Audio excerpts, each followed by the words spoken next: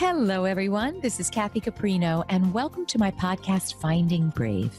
I've created this show for everyone who longs to create something bold and brave in their life, to rise up, speak up, and stand up for who they are, and to reach their highest and biggest visions. Each week, I'll be speaking with inspiring guests from all walks of business, leadership, entertainment, the creative arts, and the entrepreneurial world. And they'll be sharing their intimate stories of finding brave and offer their best strategies for building your most rewarding, joyful, and meaningful life, business, and career. Speaking of that, I'm thrilled to share that my new digital course, The Most Powerful You, is available now. This transformative 8-module training course is based on my top-selling book, The Most Powerful You, and is designed to help you close what my research has revealed are the 7 most damaging power gaps that keep 98% of professional women from thriving at the highest level and reaching their most thrilling, rewarding potential. In the course, you'll be taught transformative action strategies and mindsets from me and from more than 30 of the nation's top experts that will help you experience dramatically more power, confidence, communication skill, leadership growth, and authority over what transpires in your work. And you'll be guided on how to take the 7 brave pathways to career bliss, which are brave sight, brave speak, brave ask, brave connection, brave challenge, brave service, and brave healing. If you're finally ready to close your power gaps and rock your career, visit mostpowerfulyou.com and join the course today. And if you'd like to learn more about these 7 gaps and how to close them, take my free webinar, 7 Ways to Rapidly Elevate Your Career. You can find that at mostpowerfulyou.com/elevateyourcareer. Thank you, and I hope to see you there. Right. Hello, everybody. Welcome to another episode of Finding Brave. I'm basically levitating today just to be able to talk to our guest, Christian Busch, about something that I think is so important for us to understand, but I don't think the majority of us do. And that is how to create good luck, or as you call it, Christian, serendipity. And I can't wait to hear if there's a difference, and how to expand your opportunities and your influence. That is what we're going to talk about. So, Christian, first of all, you are such a busy person. Thank you for taking time. I so appreciate it. Thank you so much for having me. It's a delight to be here. All right, people. We are going to be talking all about what is luck, what is the difference between blind luck and serendipity. And this is based on a lot of your research, Christian. And I know that you talk also about the biases we have that hold us back from experiencing more luck. So let us dive in. But without further ado, let me share what Christian's got going on here. Dr. Christian Busch directs the CGA Global Economy Program at the New York University. I love NYU. And also teaches at the London School of Economics. Previously, he co-directed LSE's Innovation Lab and co-founded, the Sandbox Network, as well as Leaders on Purpose. He's a member of the World Economic Forum's Expert Forum, holy crow, a fellow of the Royal Society of Arts, and among Diplomatic Courier's top 99 influencers, as well as the Thinkers50 Radar list of 30 thinkers most likely to shape the future. Christian's best-selling book, The Serendipity Mindset, has been highlighted by many people and many lists, as we were talking about. But Arianna Huffington nailed it when she said it's a wise, exciting, and life-changing book. So welcome to the show. I'm sorry that you don't have much going on, Christian. That's too bad. Meaning, how do you get all this done? How does this all happen? You're just a very productive person, I guess, huh? Well, it's fascinating. I'm a big fan of this maker versus manager schedule and trying to figure out how do we use, high energy periods. Let's say in my case, it's in the morning, a couple of hours that I protect. So it's non-negotiable. Like I would never schedule a meeting there. And so it's, 6 to 8 or those kind of periods where that's the periods where I try to get things done. And then the rest of the day is much easier because you feel you already got the things done that you need to get done and then do the rest. What is this list? Say it again. I don't know this list. This format, this methodology. Yeah, it's a great blog post, highly recommended by Paul Graham. It's called Maker versus Manager Schedule. And it Maker versus Manager? Yes. Yeah. Oh, I need to check that out. I am I think I'm as productive. I think I do the work of 3 people sometimes, but other times, an email comes in and off I am over there, off I am on a text, off I am looking at Slack. I need this. So it's really helped you. Thank you for that tip. So let us jump into the serendipity mindset. First of all, what led you to research this and explore it? I'd love to hear. Yeah. We'd love to hear. Yeah, well, the journey really started, I used to be that kid. I was kicked out of high school. I had to repeat a year. I channeled that. You were too smart for it? Is that what it was? I certainly always tried to push boundaries in some kind of way. And somehow, I felt that the education system somehow boxed us into certain ways. And I transferred this lifestyle, into my driving style, probably held the unofficial world record of how many dustbins you can knock over on your way to school. Where did you grow up, Christian? Where'd you grow up? I was in Heidelberg in Germany, in the south. Wow. Beautiful romantic city, highly recommended for those of you who have want to go on a romantic trip. Really? And I grew up there, and then I was this kind of slightly reckless driver, and one day I crashed into 4 parked cars, and I won't forget the policeman who came to the scene. All cars were completely destroyed, including my own, and he was like, "Oh my God, he's still alive." And so it was this idea that I was supposed to be dead that stuck with me, and I asked myself all these weird questions.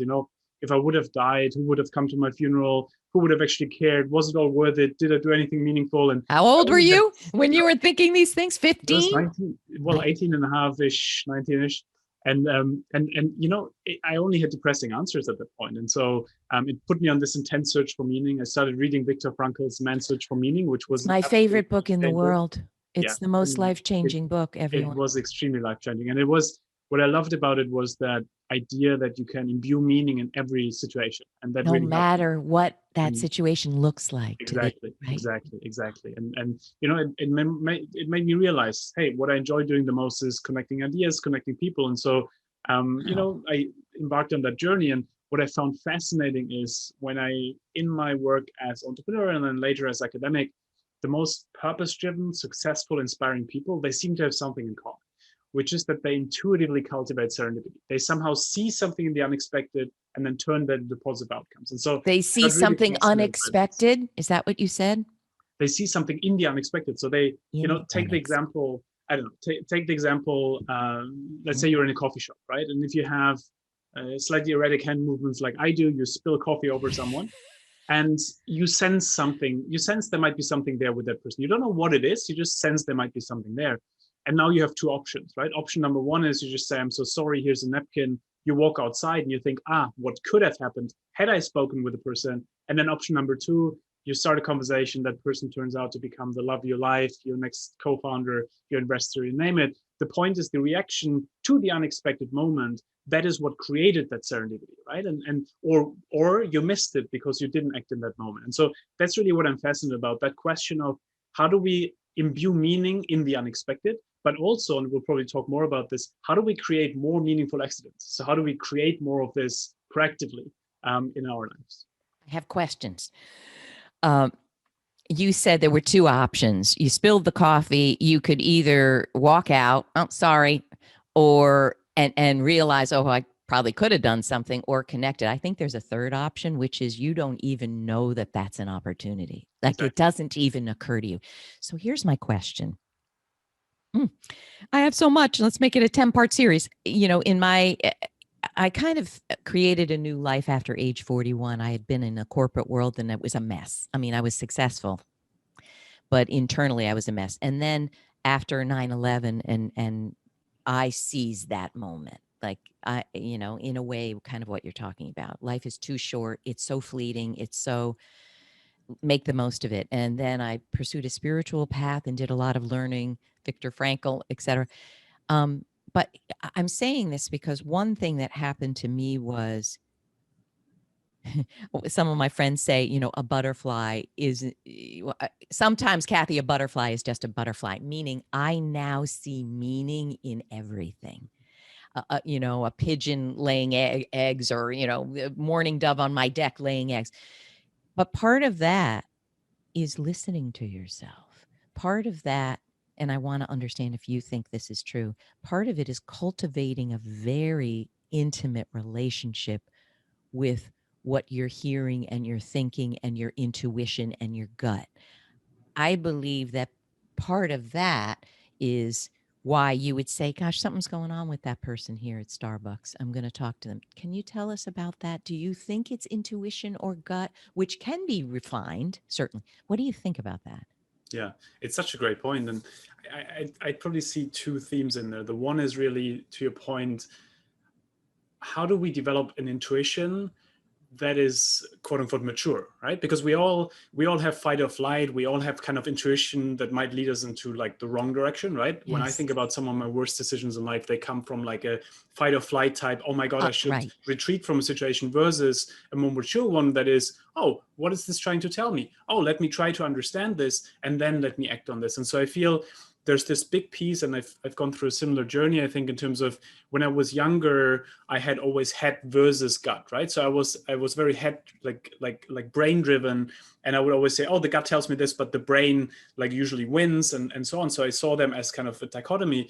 And then what I realized is, no, like the gut is such a beautiful subconscious brain that probably knows a lot of times more than our consciousness. And so essentially, if we can listen into it and say, what is it trying to tell me? That meeting went really well, but I feel weird about it. Like, should I do more research about that person? Is there maybe something about that person that I should learn? And then you do that. And I feel that beautiful integration of both. It's almost like a Hegelian, you need both to then arrive at a kind of synthesis that allows you to make sense of it. And so to your point, I feel there's this deep point around this in terms of how do we learn to listen to our gut and also learn when to listen and when not to listen. I think that's kind of the point where I'm very excited about. And then the second one is really that openness to the unexpected. And I think in your case also, right?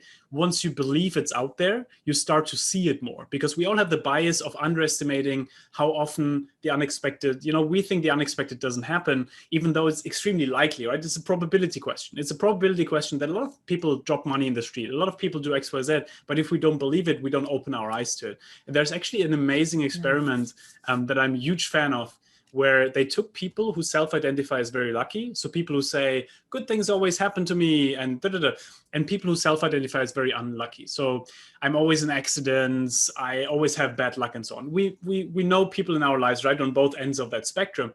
And so they tell them, walk down the street, go into a coffee shop, sit down, order a coffee, and then we'll have our interview for the research. Now, what they don't tell them is that there's hidden cameras along the street and inside the coffee shop.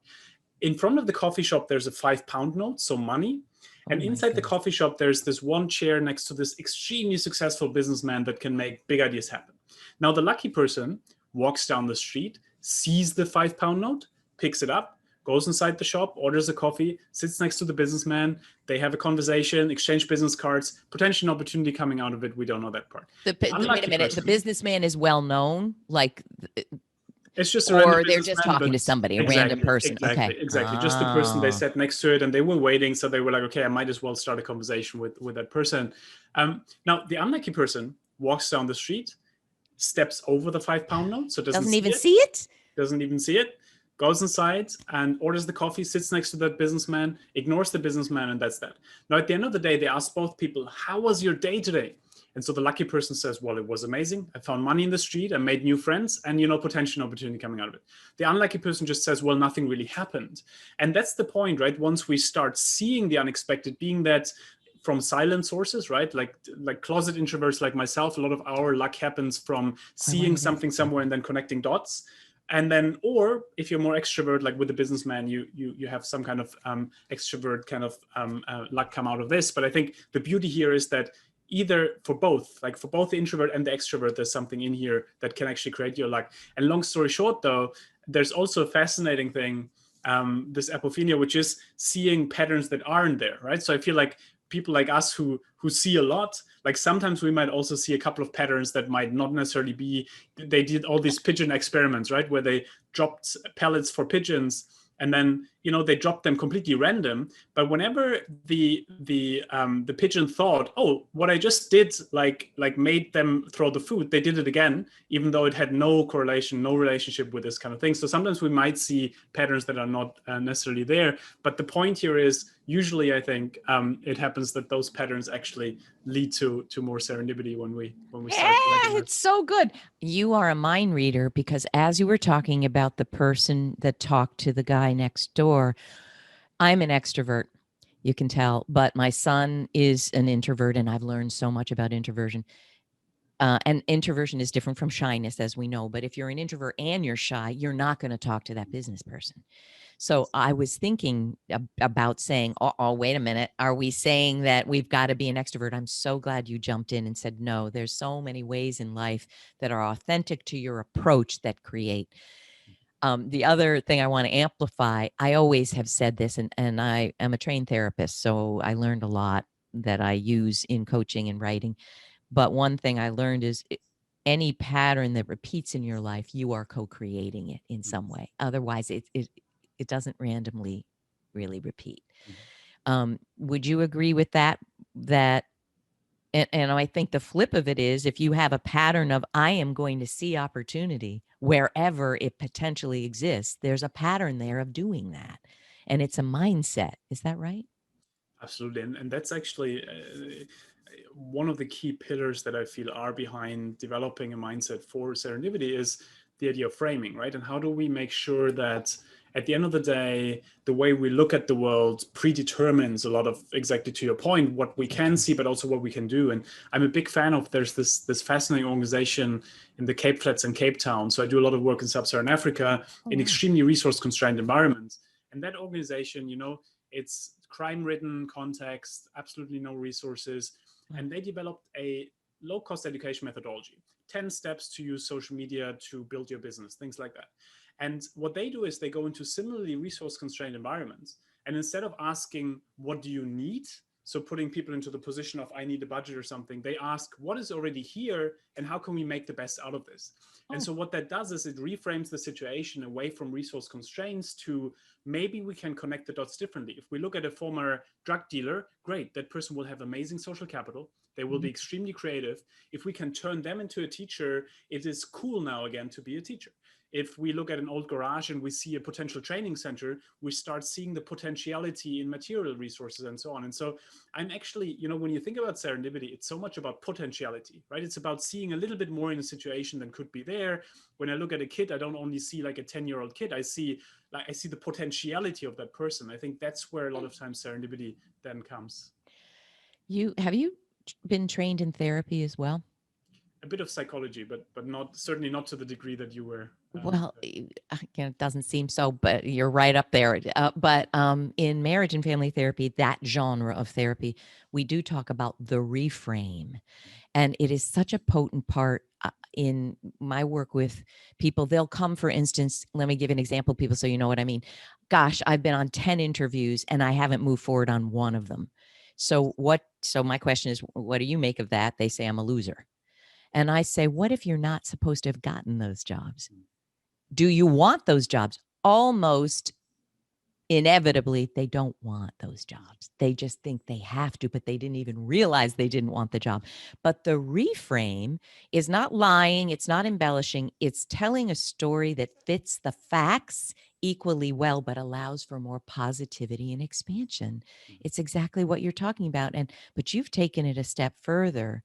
In a way, you're looking at not what do you need, but what have you already done that we can expand on, in a way you haven't envisioned. Is that right? Is that what you're talking about? Absolutely. And the fascinating thing, I will never forget the first time I went in, like around 10 years ago, and I asked the founder, what is something I, as the white guy coming into your context, should never ask you?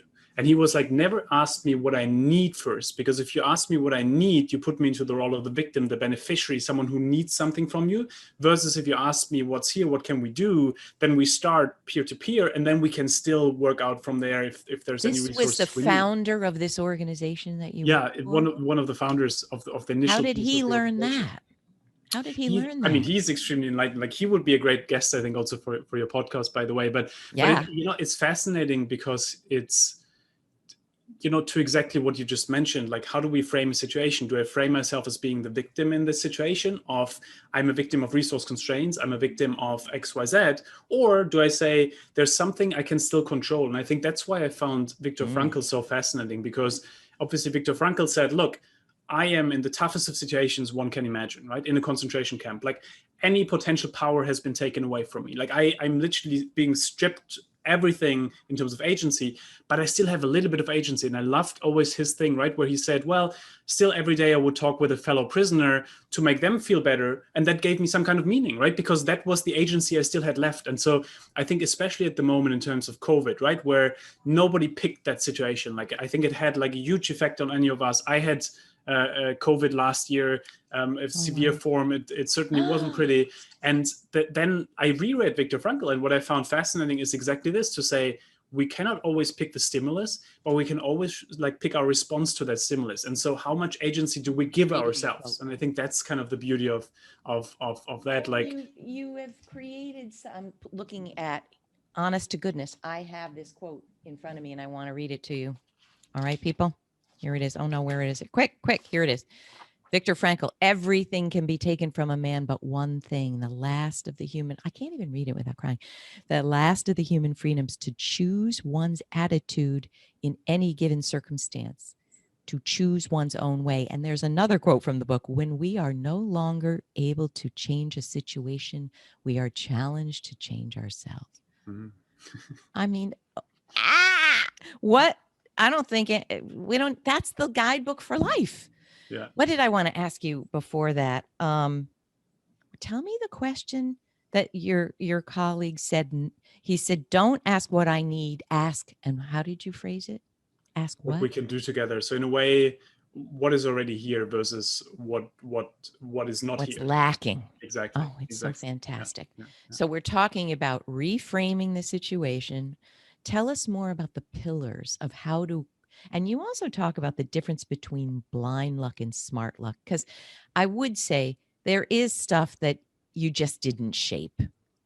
I mean, we're human. We're not something else. We can't control everything, I think, right? So what would you say the difference between blind and smart luck are? That's what I find most interesting about serendipity, that if we see serendipity as smart luck, as something where we have to see something in the moment and then connect the dots, it's about proactivity towards a random event, versus blind luck is being born into a good family or something. It's the things we can't pick, right? It's passive. It's purely passive. And I think in the blind luck situation, there's a lot of societal inequality, right? In terms of the ways I sit here in the West Village in New York, I have access to education, to networks. To me, the potential level of serendipity is much higher than to Marlon in the Cape Flats in Cape Town, where he doesn't have that. And so we have very different starting positions. And I think at the same time, as we work on mindset, of course, we have to work also on those societal inequalities.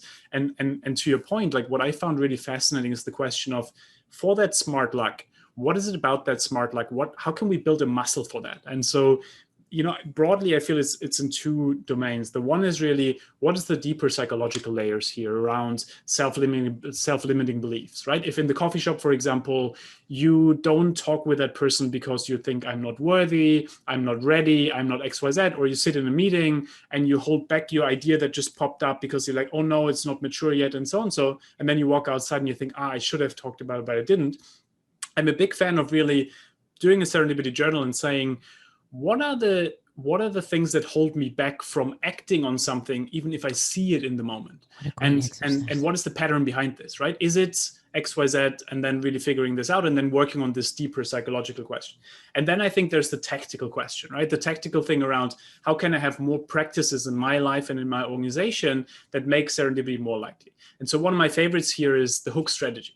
So the hook strategy is all about saying, how do you create potential dots that other people can connect for you? So to give you an example, there's this amazing entrepreneur in London called Ollie Barrett. And if you would ask him, Ollie, what do you do? He wouldn't just say, I'm a technology entrepreneur. He would say something like, I'm a technology entrepreneur, recently started reading into the philosophy of science, but what I'm really excited about is playing the piano. And so what he's doing here is he's giving you 3 hooks where you could be like, oh my God, such a coincidence. I recently started playing the piano. You should come by at a matinee. Or, oh my God, such a coincidence. My sister is teaching on the philosophy of science. You should become a guest lecturer. The point is that the more we can have those kind of dots that we seed into every interaction, every conversation, a little bit that's when other people create serendipity for us. And so I'm a big fan also in that serendipity journal to say, what are the key themes, interest areas that I'm excited about at the moment? And how can I bring that into a side sentence in a conversation? If nobody picks it up, okay. But a lot of times, actually, unexpectedly, the uncle of the brother of the mother would say, oh my God, such a coincidence. I didn't even know you work on this. I want to put you in touch with this person. That's how a lot of people get their clients, right? By just seeding things into conversations in some way without pitching it on others. Love it. I want to ask you this because, all right, speak, Kathy. You reached out, I think, to me after we both were on the Next Big Idea Club's list on, was it on the new grads, how to help them make a dent in the universe, or was it on supercharge your productivity? There were two lists, but I think it was you that reached out on LinkedIn and said, congratulations. Now, there were a number of people on those lists, and I tend to, or maybe you tell me, maybe I tagged you. That might have been what happened when I tweeted out that.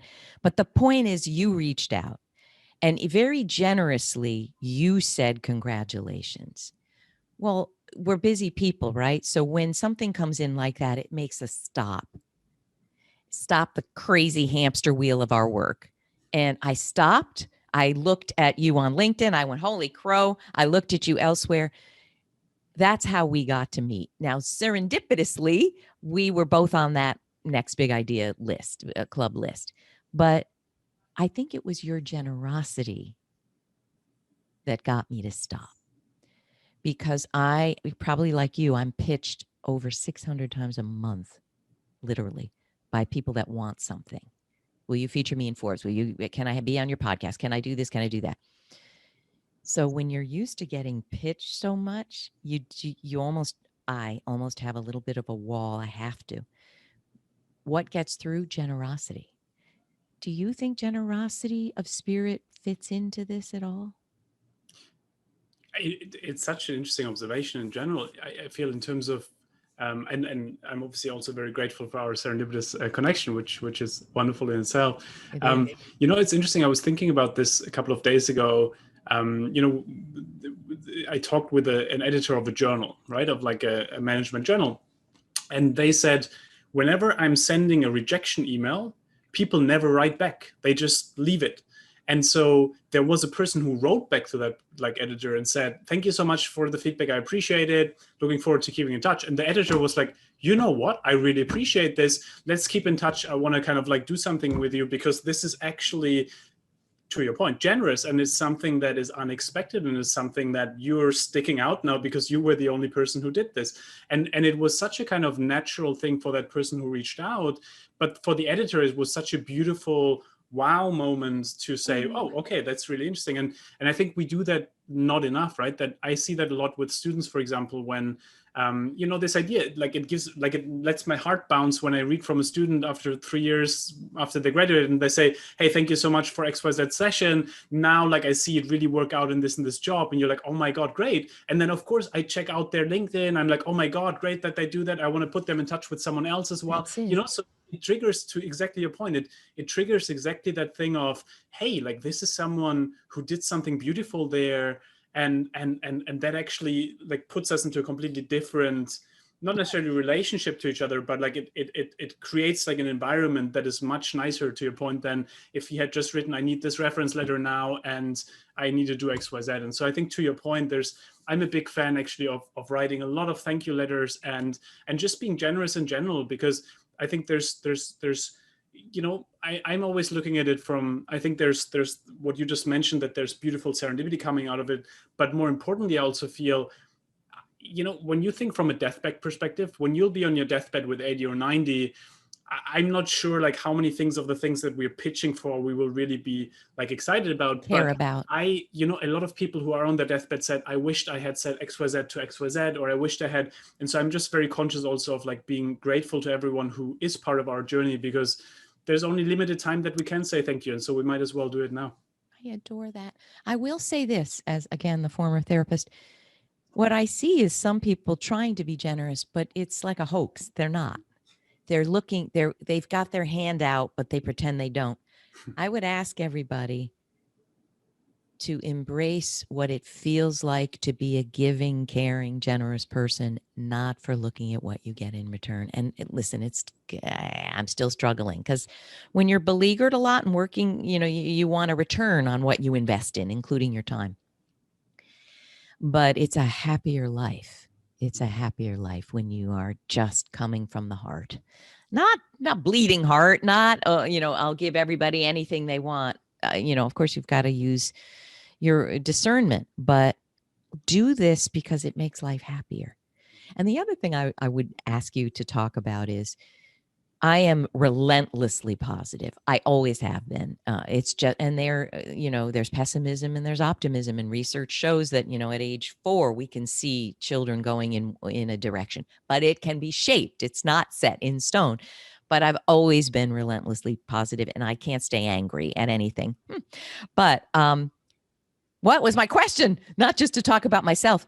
The positivity piece. A lot of people have said to me, yeah, well, that doesn't work for me. Meaning, when something bad happens, like the pandemic, I look at where the silver lining is, because there always is one. It doesn't mean we wanted to lose so many hundreds of thousands of people. My own 96-year-old mother had it, COVID, and recovered.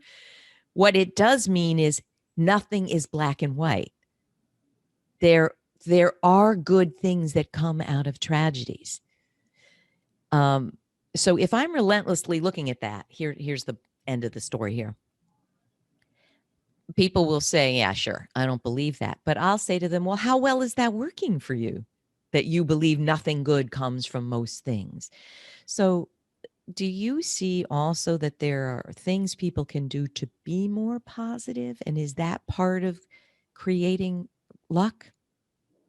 Yeah, it's such a great question. It's also, maybe briefly on the last point also, which I found you beautifully articulated, that idea of how are you genuinely giving rather than instrumentally giving, right? Because I feel that's the kind of the most slimy people I know are the ones who are like somehow, this kind of virtue signaling type. Oh, let me kind of pretend to be nice so that I can get something out of it. And I think that's the kind of people who really leave the really bad aftertaste, right? And right. I've been a big fan actually of Adam Grant's work, like Give and Take, because he had this beautiful thing that I've always struggled as someone who just I get very excited when I can do something for someone. And so the problem, of course, of this is there's only so much you can do.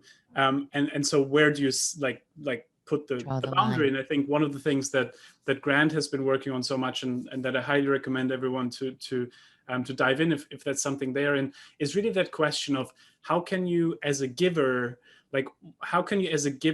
thrive in a world of where a lot of people are taking, and how do you define that boundary of saying, okay, like this is as much as I can give, but also, hey, I need to replenish, I need to focus on my own things, and so on and so on. And I think that is the fascinating balance, I guess, that we all have to find in terms of how do you then also say no to things and learn that that's fine. And I think for me, being honest, that's sometimes been a challenge. As like a harmony loving person, I don't like to say no, right? I don't like to say, oh, I'm sorry, I can't do X, Y, Z.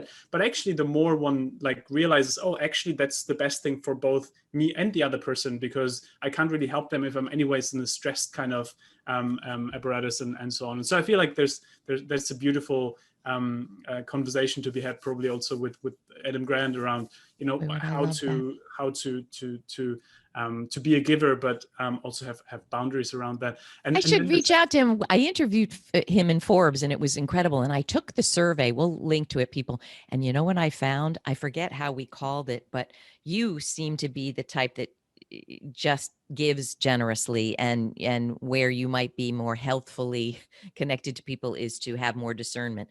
I was the kind of person that, how do you put it, wants reciprocity. And I think that can backfire too. I've interviewed Lorna Byrne, who's an Irish best-selling, 5 international best-selling authors, best-selling books, and she's dyslexic and illiterate. And Christian, she sees angels. I'm not a religious person, but I've done a retreat with her, co-hosted a retreat, and to sit with someone who literally sees things that others don't. It's amazing. But she told me the angels are saying to you, Kathy, give without expecting anything in return. And I was like, darn those angels. So I think we can all shift a little in our natural way if it's beleaguering us or holding us back. Yeah, Does and that that's make sense? fascinating, right? Because I feel we all have that kind of feeling of if there's too much of a one way, then Yeah, it always feels a little bit strange. And something's off. and also so Adam Grant's like work on this has been super fascinating. But then to your second point, it's interesting because I grew up in a culture, in Germany that is not necessarily known for the most kind of optimistic and again, I don't even want to like talk about it in the context of culture, maybe more in the sense of the way I grew up. I think optimism was more like a great if you have it, but actually like being rational is the way that You're that, going that to that you're succeed. supposed to be. And what I found fascinating is, and that's one of the reasons why I found Viktor Frankl's work so fascinating. He had this beautiful sentence around, if you start as a realist, you end up as a depressionist, but if you start as an optimist, you end up as the real realist. And I think I that's love something I've that. seen a lot in my work, that I'm extremely optimistic, but I've also seen that, in life, people try to shoot you down. People, like, there will always be stuff that in an ideal world, I wouldn't want it, like politics and everything else, but it will happen. And so then being realistic about it and letting go of a little bit of the idealism, and then you kind of arrive a little bit on this kind of like, okay, like this is kind of like an optimistic realism now. And I actually think that optimistic realism practices that I've found very useful is everything from, gratefulness type, sitting with a family and just reflecting on, hey, what are we grateful for today? Or doing a gratefulness journal, reflecting on a couple of things, just in terms of getting ourselves into this idea that despite that life is very harsh, objectively speaking, it is very harsh, there's in every moment also something to be grateful about, right? And I think the more we remind ourselves and build that into our day-to-day practice, I think the easier then it is to say, I'm not only kind of, slightly non-optimistic, but actually, so I think like we can rewire our brain a little bit towards it by starting to see those kind of beautiful things also. I love it. Is there anything, I got to let you go, darn it. Is there anything else, any other pillars that we need to understand that we haven't talked about how do I have a more serendipitous life? How do I do it? Anything else? Yeah, I'm a big fan, I think a lot of times we put pressure on ourselves that we have to have it all figured out and we have to know everything and so on. And then we realize, well, everyone's just winging it at some point. And especially, I'm becoming a father soon and so You on. And are? like, that's kind of the areas, right, where Oh we boy. know that Big in a one. way the unexpected will happen all the time and we just have to wing a lot of it, right? And I think one of the things why I'm so excited about this work is because I grew up in an environment where you want to plan everything for the next 50 years, you want to have a strategy for everything, and then life happens and you're like, oh my God, like there's so many unexpected things. And I feel like giving a vocabulary to the idea that actually at the end of the day, serendipity and the unexpected doesn't have to be something that kind of is only anxiety enhancing, but actually it can be part of our plan. It can be part of our plan to cater with this. And I think especially for organizations that's super interesting, because All right. in a way, a lot of my work is with senior executives, and they always want to portray complete control and authority and everything else, even though everyone knows that they don't have it all figured out. And so the question is, hey, can we reframe that away from it's passive that unexpected things happen to, no, we created a culture that allowed for serendipity to evolve. Can we, that allows us to connect these unexpected events to our mission, our vision, and so on. And so I'm actually also a big fan of the question of how organizations can create a culture for serendipity that reframes the unexpected from a threat into an ally. I can't wait. Will you come back on the show and talk about that piece? I just want to say one more thing. My book is about, and I have a course coming out today as we record, tomorrow as we're recording, but it's about closing the 7 damaging power gaps. And what's interesting is, in a way, I think it's a flip of what you're talking about, but they're both so connected that when we have these gaps, I don't recognize my talent or worth. I communicate from fear, not strength. I isolate instead of, achieving support. all of those things are going to rob you from luck. All of those things. So I think not only do we need to race out and grab your book and enact these strategies, I would also ask you to think about what are your power gaps. And, you know, you can find those. We're going to link to those. And there's a survey. But if you have these gaps in confidence and power, they truly block you from everything we're talking about, like block you from being the leader who doesn't feel like he or she has to pretend that they have it all buttoned up, you know, or that great thing that happened, like, you know, I just going viral on Forbes. Yeah, it was a great post and it was a great interview, but there's luck there.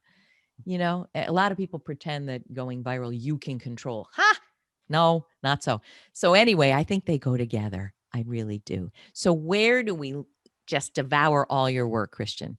Where do we go? Give us a few links. Tell us where to get your book. Where do we go?